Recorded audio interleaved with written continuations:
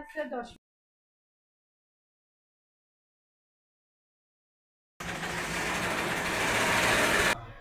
সেটা আসলেই সমবায়ের অবদান।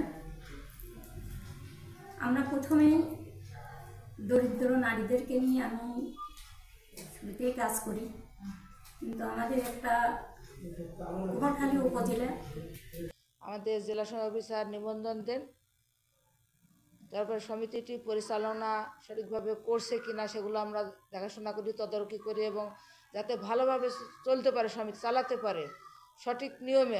আসলে আমি হব, আরও উৎসাহিত হব। তো আমি সহজে ওনার কথাটা গ্রহণ করি এবং আমি সময় করে আজ এই সমিতিতে পরিদর্শন করতে এসেছি।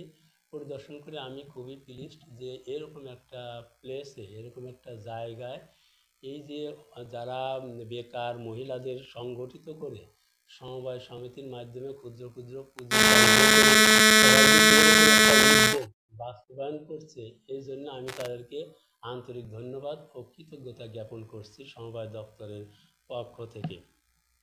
অ্যাকচুয়ালি যে পণ্যটা এরা তৈরি করছে, এটা আমাদের গ্রাম বাংলার মেয়েদের স্বাস্থ্য সুরক্ষার জন্য একটি অত্যাবশ্যকীয় প্রয়োজনীয় উপাদান, যেটা আমরা সকলেই জানি। বয়স সন্ধিকাল থেকে শুরু করে আমাদের যে সময়গুলো থাকে সেই সময়গুলো এটা খুবই প্রয়োজন।